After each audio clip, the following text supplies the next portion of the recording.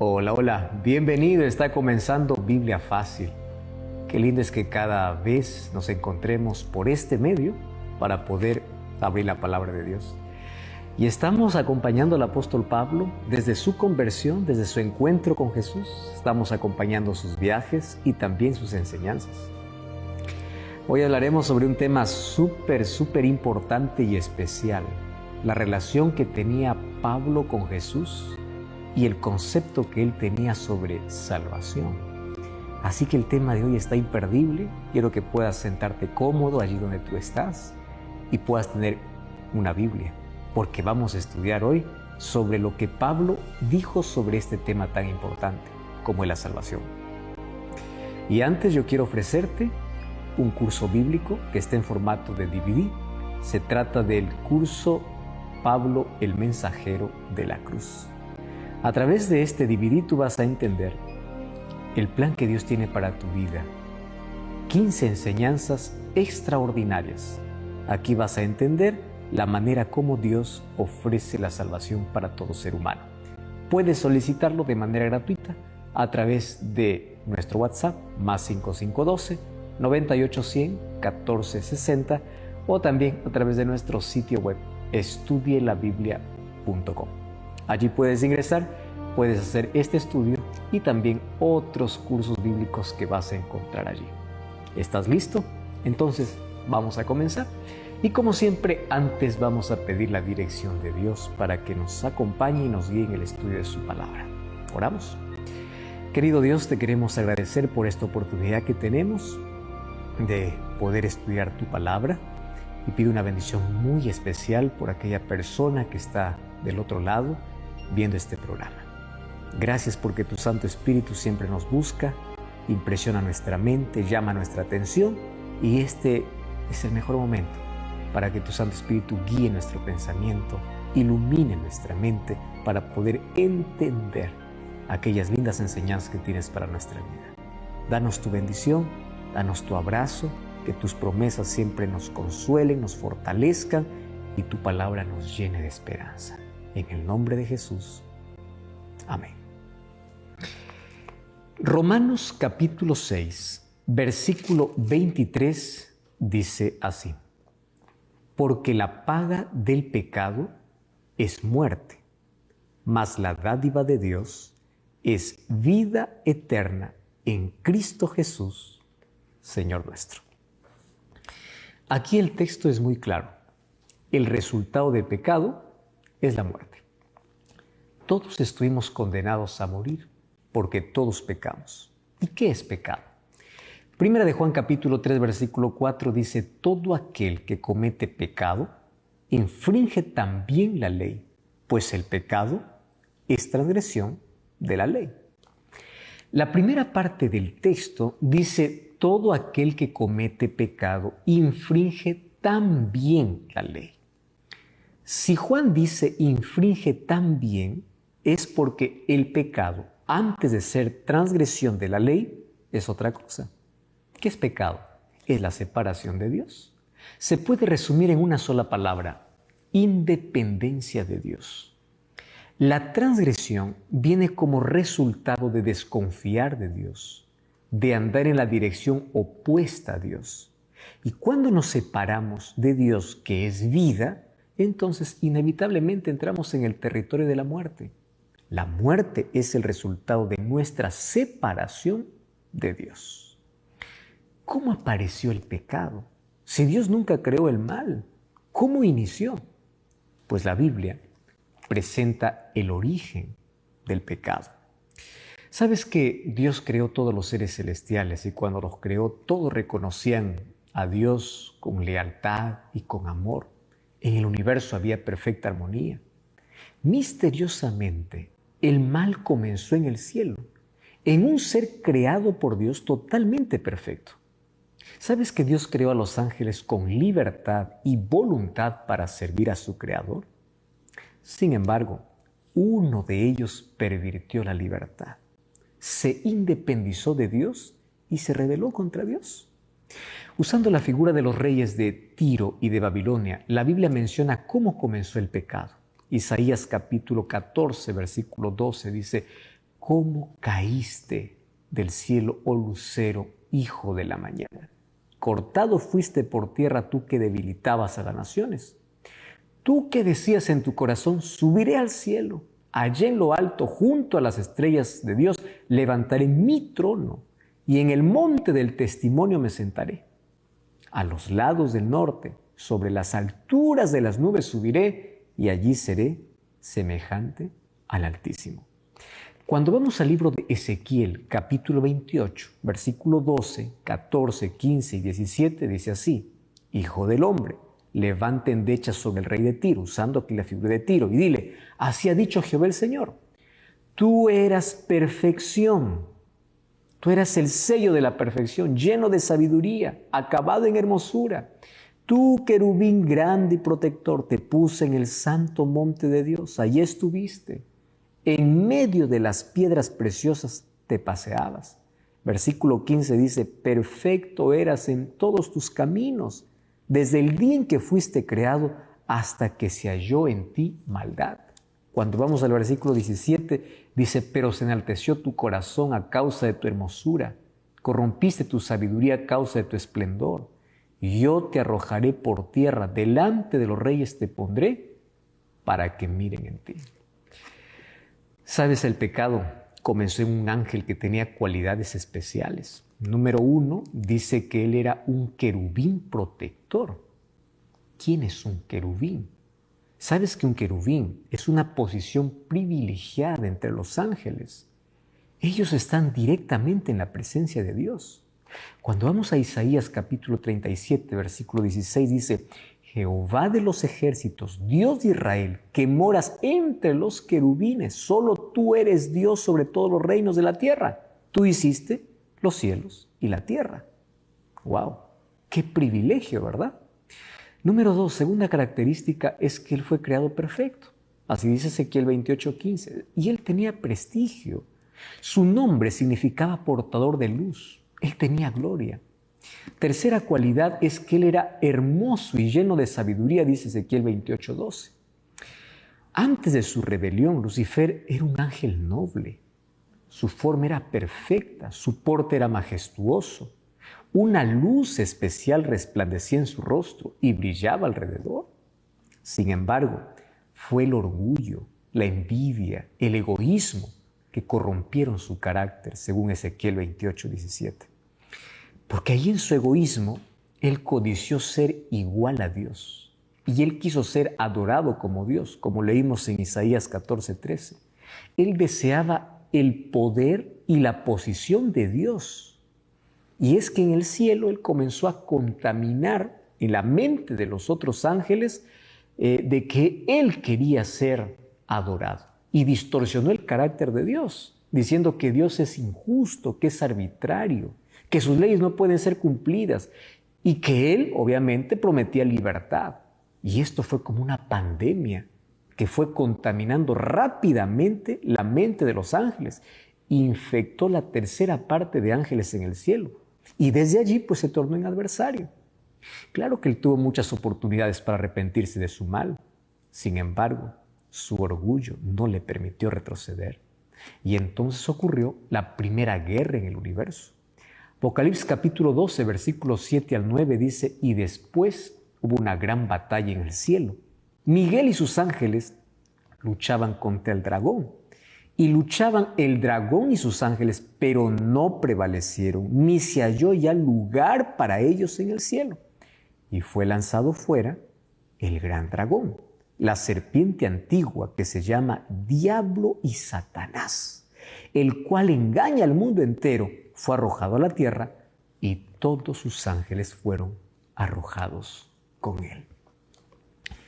Una pregunta que muchos se hacen es: ¿y por qué Dios no destruyó a Satanás cuando se rebeló? Esa es una muy buena pregunta. Ahora, si Dios hubiese destruido a Satanás, si hubiese generado una duda en el universo, ¿por qué Dios lo destruyó? ¿Acaso tenía razón y Dios lo silenció? Es por eso que Dios permitió que el tiempo pueda revelar ante el universo el verdadero carácter de Dios y la verdadera maldad del enemigo. ¿Sabes? El pecado es un misterio. Ahora, ¿cómo es que se contaminó un corazón perfecto? No sabemos. Lo que sabemos es que Dios creó seres libres e inteligentes para que voluntariamente puedan servirle por amor. Sin embargo, Lucifer eligió rebelarse. Dios creó a Adán y Eva en la tierra y no los creó como robots programados para obedecer. Igual los hizo seres libres e inteligentes. Ahora, ¿cómo puedes probar que eres libre? Claro, cuando la libertad es puesta a prueba. Y ellos tenían que pasar por una pequeña prueba. Génesis capítulo 2, versículos 16 y 17 dice así: y mandó Jehová al hombre diciendo: de todo árbol del huerto podrás comer, mas del árbol de la ciencia del bien y del mal no comerás, porque el día que de él comieres, ciertamente morirás. Y yo digo que esto es una pequeña prueba, porque hubiese sido muy difícil si Dios hubiese dicho así: solo del fruto de un árbol podrás comer y de todo lo demás está prohibido. Eso sí, hubiese sido difícil. Pero esta fue una pequeña prueba que demostraría la lealtad, la libertad y el amor para servir a Dios. Y esa pequeña prueba de obediencia era para que ellos puedan usar inteligentemente su libertad. Ellos fueron advertidos del maligno. Ellos sabían que había un solo lugar donde Satanás podría tentarlos. Justamente era en el árbol prohibido. Y cómo le gusta al ser humano acercarse donde es prohibido. Cómo toma los mayores riesgos y siempre termina en los lazos de la tragedia y de la muerte. Un día, Eva se separó de su marido y se acercó donde no debía. Y Génesis 3, 1 al 6 narra la triste historia de la caída del ser humano. Pero la serpiente era astuta más que todos los animales del campo que Jehová había hecho, lo cual dijo a la mujer: ¿con qué Dios os ha dicho, no comáis de todo árbol del huerto? Y la mujer respondió a la serpiente: del fruto de los árboles del huerto podemos comer, pero del fruto del árbol que esté en medio del huerto, dijo Dios, no comeréis ni lo tocaréis para que no muráis. Entonces, allí dice el versículo 4, entonces la serpiente dijo a la mujer: no moriréis, sino que sabe Dios que el día que comáis de él serán abiertos vuestros ojos y seréis como Dios, sabiendo el bien y el mal. Y vio la mujer que el árbol era bueno para comer, agradable a los ojos, un árbol codiciable para alcanzar sabiduría, y tomó de su fruto y comió, y dio también a su marido, el cual también comió igual que ella. Eva jamás imaginó que Satanás iba a venir disfrazado en el animal más hermoso de la creación. La serpiente hoy es uno de los animales más temibles, y eso es por causa de la maldición después del pecado. Pero allá en el jardín del Edén, era el animal más hermoso. No se arrastraba, ella volaba. Ahora aparece hablando con Eva. Y sabes que Eva es seducida por el diablo, porque esa es su especialidad, disfrazarse en lo más bonito para luego seducir. Satanás hoy continúa con la misma estrategia. Sabes que él nunca muestra la cara. Él siempre se esconde detrás de aquello que atrae, para luego seducir y llevar al ser humano a la muerte. Si quiere arruinar la vida de una señorita, él puede seducirla detrás de un joven hermoso para que pueda apartarlo de Dios y así poder arruinar la vida de esa persona. Y si quiere arruinar la vida de un joven, puede aparecer detrás de una joven muy linda para separarlo de Dios. Porque él seduce a través de una persona, a través de un lugar, a través de un vicio. Todo aquello que te separa de Dios es usado por Satanás. Por eso corta aquello que no te ayuda a crecer, aquello que te impide estar cerca de Dios. Satanás apareció disfrazado y lo primero que colocó en la mente de Eva fue la duda. Una pregunta para hacerle dudar: ¿con qué Dios os ha dicho? Sabes que la duda siempre ha sido y será una de las mayores armas del enemigo. Lo mismo quiso hacer con Jesús en el desierto de la tentación. Quiso colocar duda en Jesús. ¿Cómo lo hizo? Con una pregunta o una afirmación. Si eres el Hijo de Dios. Tú sabes que el Padre ya le había dicho, tú eres mi Hijo amado. Ahora viene Satanás con duda y le dice, si eres el Hijo de Dios. O sea, en el Edén Dios había dicho que el día que comieren del fruto van a morir. Viene Satanás y dice, no moriráis. Ahora para Jesús va en el desierto para intentar hacer dudar. El enemigo tiene una manera interesante de colocar su semilla en nuestra mente y es a través de los sentidos. Sabes que los sentidos son las puertas del corazón y tú decides abrir o cerrar. Todo aquello que entra por tus sentidos es aquello con que llenamos nuestra mente. Aquí el texto dice que Eva vio, usó el sentido de la vista. Ella escuchó a la serpiente. Ella tomó del fruto, sentido del tacto, y ella comió, sentido del gusto. ¿Te das cuenta? Ella colocó su apetito por encima de la palabra de Dios. Por eso es que el pecado fue un acto consciente. Ella eligió creer a Satanás antes que a Dios. Ella aceptó la propuesta que la serpiente le dio, seréis como dioses. Y allí ella se colocó de parte de Satanás para vivir independiente de Dios. Ella misma quiso ser su propio Dios. Y eso es lo que Satanás hoy consigue en la mente de miles de personas. Los seduce mediante los sentidos y le propone vivir lejos de Dios. Una vida de libertinaje, una vida sin reglas, una vida donde el apetito está por encima de Dios, donde los sentimientos están por encima de la palabra de Dios. ¿Tú crees que Satanás ha cambiado de estrategia? No. Continúa hoy disfrazándose de lo más bonito para separar al ser humano de Dios. Y cuando te separas de Dios, te separas de la vida y comienzas a morir. Cuando te separas de Dios, tu vida se coloca bajo el dominio de Satanás. Entonces, todos tus deseos, todos tus impulsos están en armonía ¿con quién? En armonía con Satanás. Mira, Dios no creó robots.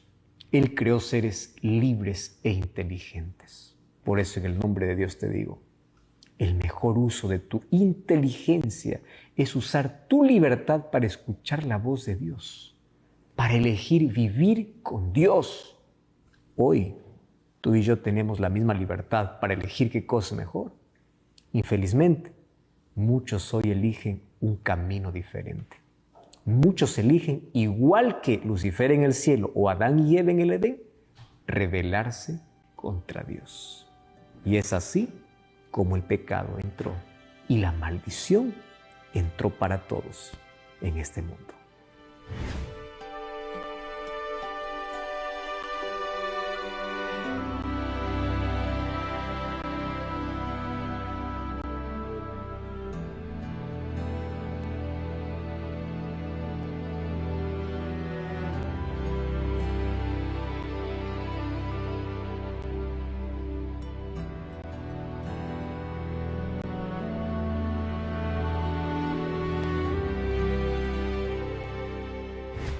Cuando el pecado entró en nuestro planeta, afectó todo. Fue como un virus que se transmitió rápidamente.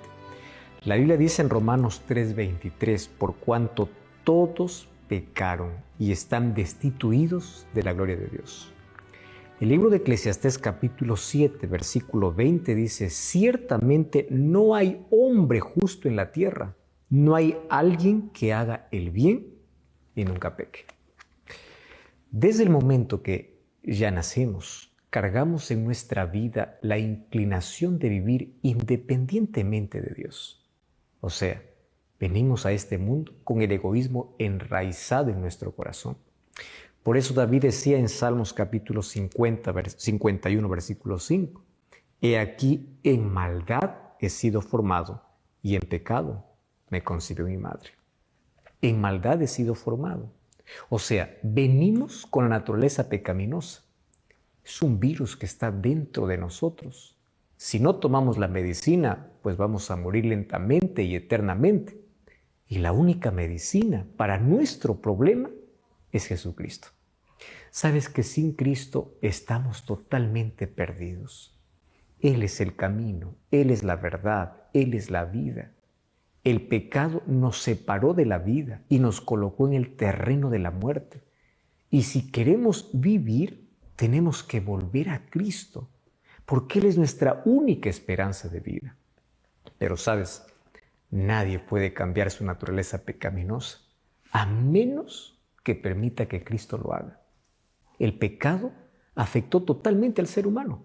Afectó su intelecto, sus emociones, sus motivaciones, afectó su conciencia, afectó su voluntad, afectó su vitalidad.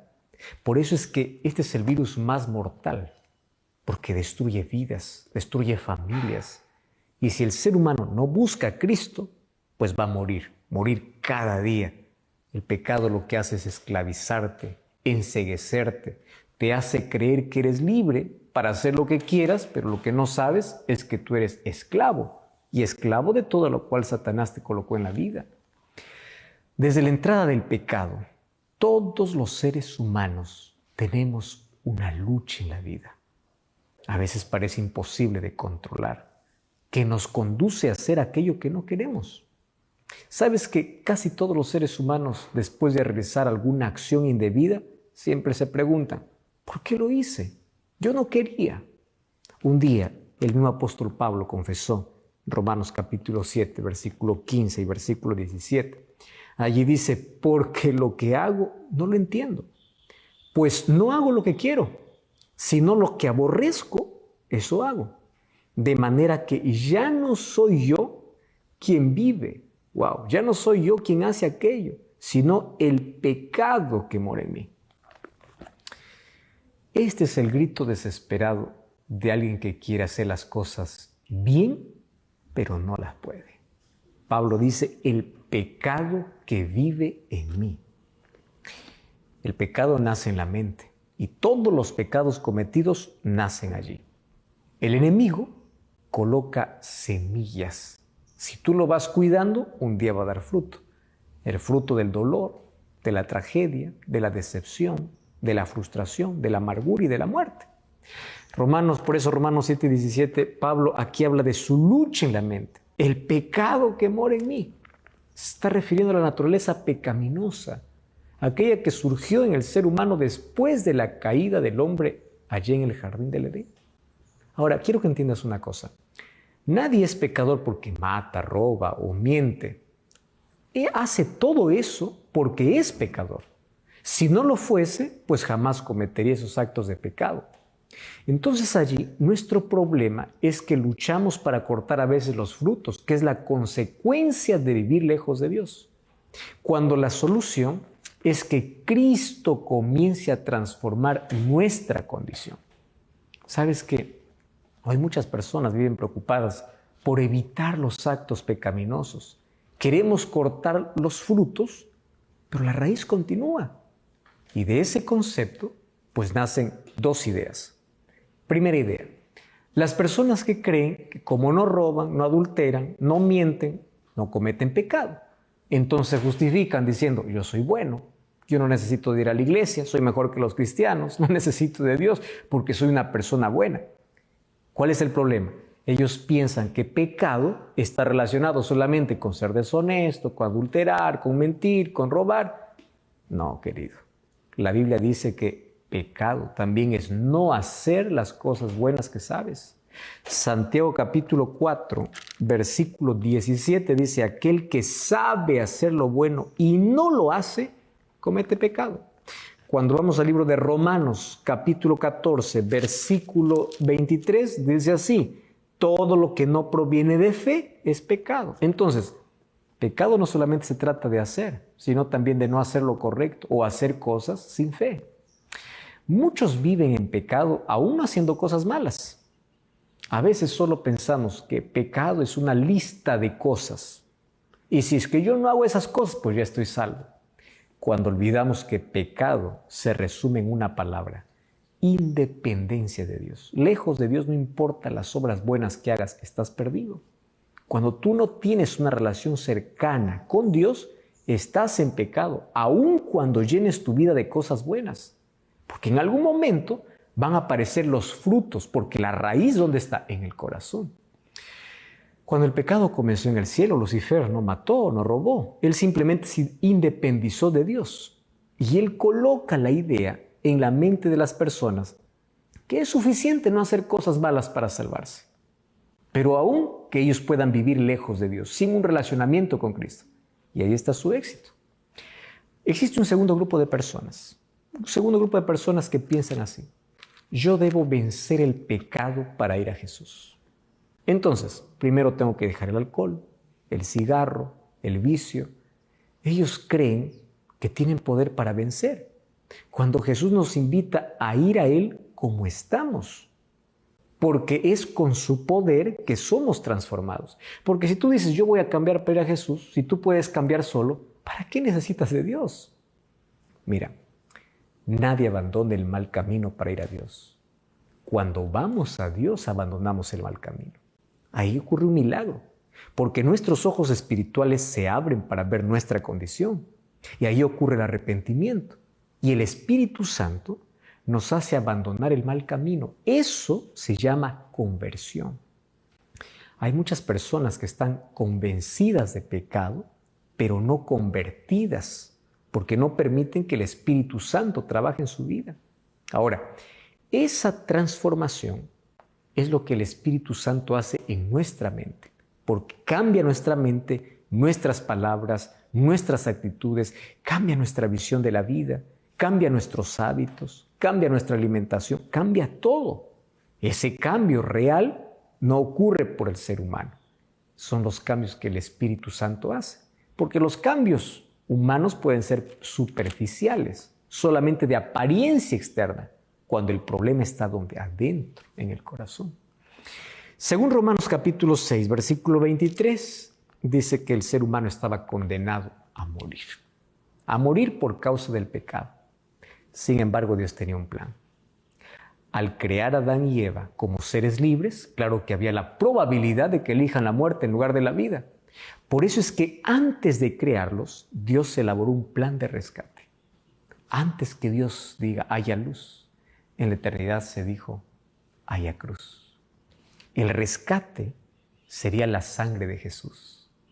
Él tomaría nuestro lugar. El mayor rescate alguna vez pagado en el universo fue el rescate de Dios por el ser humano. El apóstol Pedro en 1 Pedro 1, 18 y 20 dice que fuimos rescatados no con oro o plata, sino con la sangre preciosa de Cristo que estaba destinado desde antes de la fundación del mundo. Piensa en lo siguiente. Jesús dejó la gloria del cielo, descendió al valle del pecado para poder salvarnos. El apóstol Pablo en Gálatas 4:4 dice que ese Dios se hizo hombre. Él no dejó de ser Dios, pero se tornó hombre, sujeto al sufrimiento y a dificultades que todos pasamos. Él fue tentado en todo, pero sin pecado. Y como hombre, Él vivió en armonía, en voluntad, en la voluntad de su Padre. Él vivió en obediencia completa y el enemigo nunca pudo derrotar a Cristo. Jesucristo entonces vino a este mundo para salvarnos. Él es la única solución para el pecado, porque Él tomó nuestro lugar. Él llevó la corona de espinas para darnos una corona de vida. Él tomó nuestro lugar para darnos un lugar en el cielo. Nosotros merecíamos la muerte eterna, mas Él murió y derrotó a la muerte. Y cuando resucitó, nos garantizó que la muerte está vencida, que nos libró de la condenación del pecado, que ahora nosotros tenemos esperanza de vida. Él experimentó la muerte para que nosotros podamos tener vida. Esa es la mayor muestra de amor. Alguien que toma tu lugar. Y Jesús tomó nuestro lugar. Y fue a morir por nuestros pecados. ¿Sabes qué interesante que en la Biblia encontramos que Jesús hoy está dispuesto a poder salvar? Y Él por eso murió en la cruz, para salvar a toda la humanidad. Infelizmente, muchas personas rechazan el sacrificio de Jesús. Tú puedes creer en Jesús, tú puedes creer que Jesús murió. Pero a menos que no lo aceptes en tu corazón, tú continúas perdido. Para que el sacrificio de Jesús sea válido, tú necesitas aceptarlo en tu vida. Tú necesitas aceptarlo como tu Salvador. Porque si no, estás en la misma condición de aquel que no cree. Ahora fíjate una cosa. Jesús cuando murió, no quedó en el Calvario. Resucitó y fue al santuario. Y la invitación que Dios hace está en Hebreos capítulo 4, versículo 14 del versículo 16. Allí dice que nosotros podemos ir libremente ante el trono de la gracia. Hay un cielo abierto para ti. Hay esperanza para tu vida. Nadie está perdido. No importa la maldición que trajo el pecado para tu vida, Dios hoy puede salvarte. No importa tu condición, hoy Dios puede darte transformación, Dios puede darte salvación. No importa el pasado, lo que importa es que Dios puede darte un mejor futuro. Es eso lo que Dios hoy quiere hacer en tu vida. Es eso lo que Dios quiere hacer. Ahora, cuando el ser humano rechaza la gracia de Dios, cuando el ser humano solamente mira a Jesús distante y no tiene comunión con Él, pues siempre va a acabar perdido. Tú serás capaz de poder rechazar un amor tan grande como el de Cristo. Tú serás capaz de continuar en la maldición del pecado cuando Cristo ya te redimió de él. Tú serás capaz de decir a Jesús no cuando Él tomó tu lugar. Cristo murió por todos. Infelizmente no todos están dispuestos a salir de la muerte a la vida, de la maldición a la justificación. Mas hoy hay esperanza para ti. Hay esperanza para tu vida. Y esa esperanza lo encuentras solamente en Jesús. Hechos 4:12 dice, porque en ningún otro hay salvación, porque no hay otro nombre bajo el cielo dado a los hombres en quien podamos ser salvos. Ahora, ¿cómo es que Pablo miraba aquella cruz, aquella redención? Pablo primero nos dice en Romanos capítulo 6 de que por causa del pecado tenemos maldición y la maldición de la muerte. ¿Cómo Pablo miraba el sacrificio de Jesús? Cada vez que contemplaba el sacrificio de Cristo en la cruz, ¿de qué manera él expresaba su amor y su relacionamiento con Cristo? Eso es lo que vamos a ver ahora.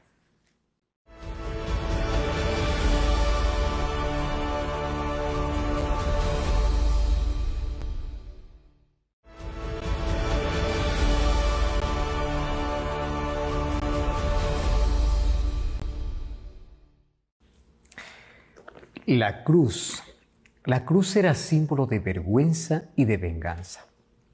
Fue inventada por los asirios y adoptada por los romanos. Pero Cristo lo convirtió en un símbolo de victoria. Y así como Cristo murió con los brazos abiertos, sabemos que hoy no está más en la cruz, porque luego resucitó. Mas hoy continúa Jesús con los brazos abiertos para recibir al mayor pecador, aquel que se siente sin derecho, aquel que se hundió en la más profunda pecaminosidad. Hoy los brazos de Jesús continúan extendidos. Su gracia está disponible. El cielo está abierto. Por favor, no cierres tu corazón. Sabes que Jesucristo cargó sobre él tu pecado y el mío. Nos libró de la condenación de la muerte. No sigas cargando la culpa cuando existe perdón.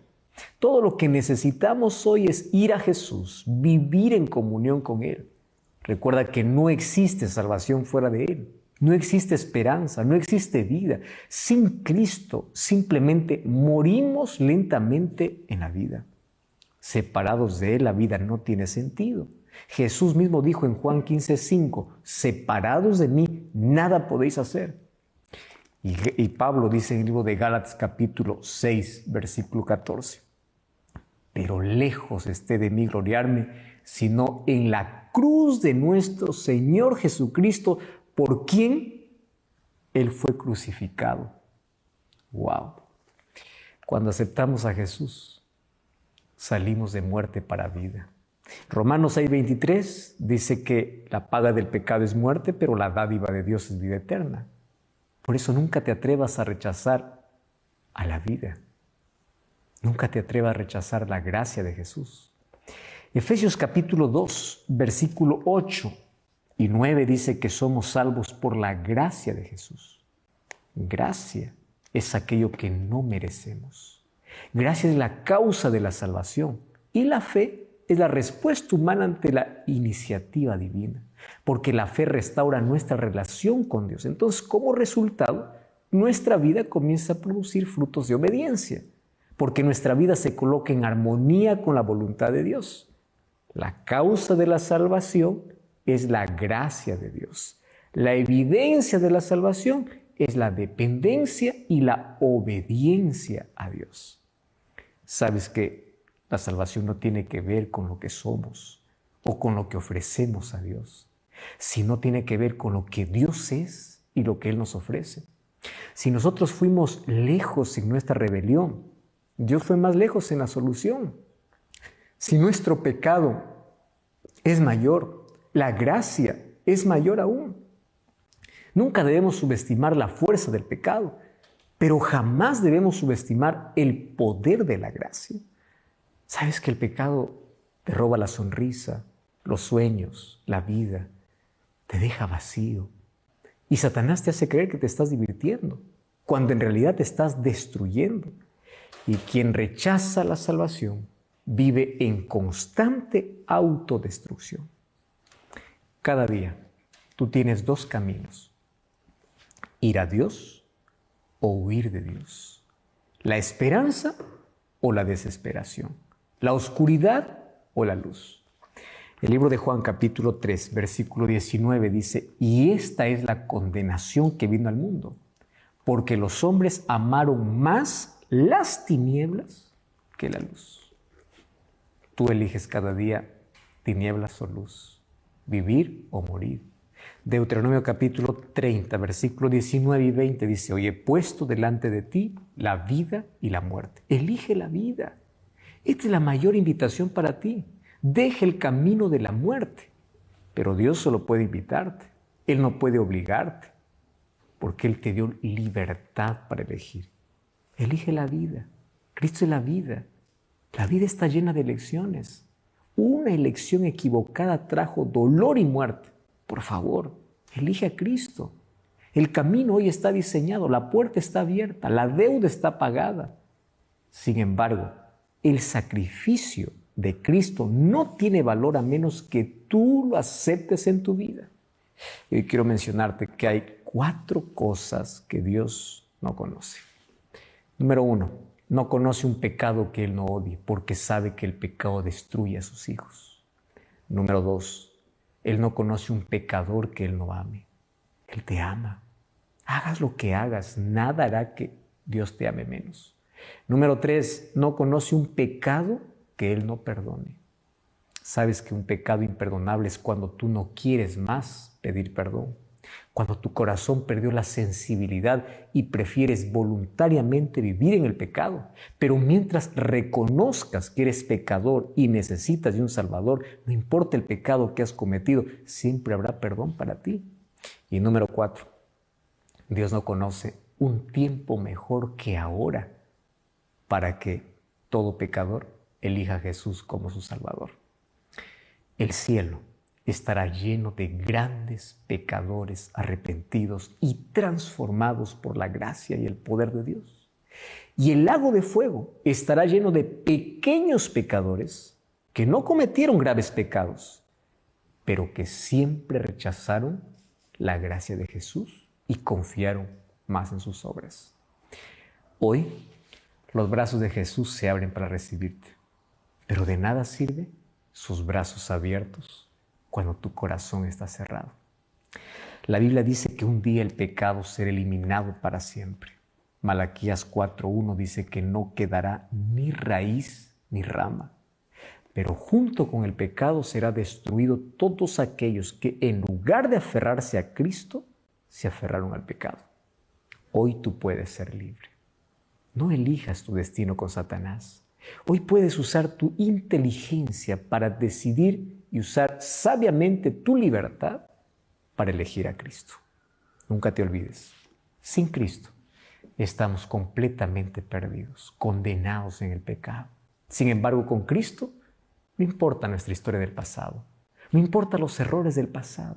Cuando tenemos un encuentro con Él, Él cambia para siempre nuestra historia. Pablo lo podía decir con su propia vida. Antes de encontrarse con Cristo, era un asesino. Pero cuando se encontró con Jesús fue transformado. Pasó de predicador o de perseguidor a predicador. Porque para Dios no existe un caso perdido. ¿Sabes que el mayor milagro que Dios hace hoy es transformar vidas? Vidas para honra y gloria de su nombre. Romanos capítulo 8, versículo 1, trae esperanza para todos nosotros. Dice, porque ahora ninguna condenación hay para aquellos que están en Cristo Jesús. En el pecado estamos condenados. En Cristo estamos destinados a vida eterna. Jesús es el camino, es la verdad y es la vida. Hoy revisa tu camino, porque si tu camino no es Cristo, tu destino no es el cielo. ¿Qué cosa es lo que estás haciendo hoy? ¿Hasta cuándo vas a insistir en la condenación cuando hay un camino de salvación? Ahora pues ninguna condenación hay para aquellos que están en Cristo. ¿Qué significa estar en Cristo? Junto a Él. Un relacionamiento cercano e íntimo con Él. Jesús contó una historia que bien puede ilustrar nuestra vida con Él y sin Él. En el libro de Lucas capítulo 15 contó 3 parábolas, mas quiero usar apenas la última parábola para poder ilustrar nuestra condición lejos de Él. Y a partir del versículo 11 dice que había un padre que tenía 2 hijos. El menor le dice, yo quiero salir de casa y dame la herencia que me corresponde. En su pensamiento estaba que mientras más lejos esté de casa, más libertad tendría. Y mientras más libertad tendría, sería más feliz. Estaba arruinado, pensando de que estando en casa, por haber muchas reglas, no era libre y no era feliz. El padre, que amaba tanto al hijo, respetó su libertad, respetó su decisión y le dijo, está bien, yo no puedo retenerte. Si mi amor no es suficiente para que te quedes dentro de casa, tienes libertad para salir. Eso es lo que Dios hace con los seres humanos. Sin embargo, aquel muchacho se fue lejos, mientras más lejos pensaba que era mejor, y comenzó a malgastar y a acabar todo, absolutamente todo lo que sacó de casa. No pasó muchos días, las cosas se terminan, porque no importa las mayores cosas que obtengas en la vida, un día se acaban. Se acaba la salud, se acaban las riquezas, se acaba todo. Y cuando todo comenzó a faltarle, todos le abandonaron. Porque tristemente eso es lo que sucede en la vida. Personas están a tu lado cuando tienes influencia, poder, cargo, responsabilidad. Pero cuando todo eso se acaba, todos se van. Se quedó solo, completamente solo. Y allí, cuando ya no tenía más privilegios, cuando ya no tenía más los amigos que tenía, vino una grande hambre sobre la ciudad. Esa es nuestra condición. Fíjate lo que sucede. En ese momento, él buscó un trabajo para saciar aquella necesidad que tenía, o para poder por lo menos tener algo para comer. Y de todos lo que había, o de todo lo que había en ese momento de extrema necesidad, había uno que era la mayor humillación para su cultura. ¿Qué cosa? Tener que cuidar cerdos. Ni siquiera era bien pagado. Y tanto era el hambre que tenía que habían días que él quería participar de esa comida. Quería comer las algarrobas que los cerdos comían. Pero allí viene un cambio de situación. ¿Qué cosa es lo que cambió? La historia dice que en ese momento volvió en sí. ¿Qué significa volver en sí? Arrepentimiento. Volvió en sí y dijo, yo estoy aquí muriendo de hambre, cuando en la casa de mi Padre hay tanta abundancia de pan. Ese volver en sí es el trabajo del Espíritu Santo que hace en todo pecador. volver en sí, reflexionar. ¿Qué estoy haciendo con mi vida? ¿Qué está sucediendo conmigo? Pero él no solamente allí volvió en sí, él tomó la decisión, abandonó todo ese chiquero donde estaba y volvió a la casa del Padre. ¿Cómo lo recibió el Padre? Resulta que desde el momento que el Hijo salió, el Padre nunca perdió de vista la esperanza que un día el Hijo iba a regresar. Sin embargo, Él no regresó como se fue. Él se fue con tanto orgullo, mas ahora regresó con tanta humillación. Se fue bien vestido y Él regresó andrajoso, sucio, maloliente. Y el Padre corrió, ni siquiera esperó que llegue hasta la casa, ni siquiera le permitió que pueda arrodillarse y suplicar, lo abrazó y le dice, aquí estuve siempre para recibirte. Y claro que hay confesión del Hijo, le dice, Padre, pecado, yo ya no merezco nada, perdí todo el derecho. Y el Padre le dice, claro que no has perdido. Aún así como estás, yo te recibo y voy a hacer fiesta. Y Jesús toma esta ilustración para decir que así hay gozo, así hay alegría en el cielo, cuando alguien reconoce su condición, cuando alguien sabe que está en el chiquero de la vida, cuando alguien intenta llenar el vacío existencial, el vacío de su vida, con la basura que este mundo ofrece. Y allí los brazos del Padre, al abrirse y al abrazar a este pródigo, lo que le está diciendo es, no importa cuán lejos fuiste, cuánto gastaste de tu vida, yo siempre estoy aquí para recibirte. Es la mayor representación de la manera como Dios trata al ser humano. Hay esperanza para ti. El pecado pudo haberte degradado. El pecado pudo haber distorsionado tu visión. El pecado pudo haberte degenerado. Pero en Cristo puedes ser transformado. Hay esperanza para todo miserable y pecador mientras éste reconozca su condición. ¿Por qué no tomar la misma decisión? Voy a dejar este chiquero para ir a la abundancia de pan. Voy a dejar todo esto que la vida o por mis elecciones llegué a este lugar terrible, sin sentido, porque hoy quiero volver a los brazos de Jesús. Una cruz se levantó y esa cruz tiene la forma de brazos abiertos para decirte que Dios siempre está dispuesto a recibirte. Por eso el apóstol Pablo habla sobre la seriedad del pecado, pero también habla sobre la verdadera solución. La seriedad del pecado es que todos somos pecadores y por el pecado todos estamos condenados a muerte. Pero la esperanza es que la dádiva de Dios, el regalo de Dios es vida eterna. Por eso que Pablo decía, me glorío en la cruz de Cristo. No necesitas llevar un crucifijo, necesitas tener a Cristo en el corazón. No necesitas mirar a Jesús de lejos, necesitas acercarte sin miedo. Deja tus temores, deja tus excusas y cuando vas a sus pies vas a encontrar siempre perdón y salvación. Eso es lo que Cristo hoy quiere hacer. Tú sabes que todas las personas buscan milagros en la vida. Y todos buscan milagros asombrosos, milagros para aplaudir, milagros para decir, Dios cambió mi situación, Dios me dio dinero, Dios me curó, Dios esto, Dios lo otro. Dios puede hacer todo tipo de milagros, pero el mayor milagro que Dios quiere hacer en tu vida es transformar tu corazón, sacarte de la oscuridad a la luz, traerte del chiquero de la vida, de la suciedad de la vida, a casa, a los brazos de Cristo. Hoy puedes tomar la decisión de volver. No te quedes allí donde estás. Cristo está con los brazos abiertos. No tengas tu corazón cerrado. Es hora de volver. ¿Estás dispuesto a tomar esa decisión?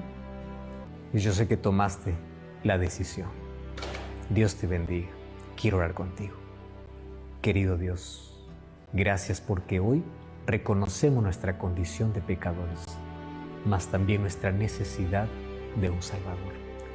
Aceptamos a Jesucristo como nuestro único Salvador personal. Queremos salir del basural de la vida para ser restituidos por ti. Hoy miramos tu cruz está vacía, mas es el símbolo de nuestra victoria. Mas también al mirar tu cruz vemos que hay brazos abiertos, listos para poder recibirnos, no importa nuestra condición. Por eso hoy te reconocemos como Salvador y queremos salir de la maldición del pecado a la vida eterna. Acepta nuestra entrega en el nombre de Jesús. Amén. Que Dios te bendiga y te guarde. Como siempre te invito a buscar una iglesia adventista del séptimo día y vamos a continuar aprendiendo sobre el amor de Jesús. Grande abrazo para ti. Nos encontramos en la próxima lección.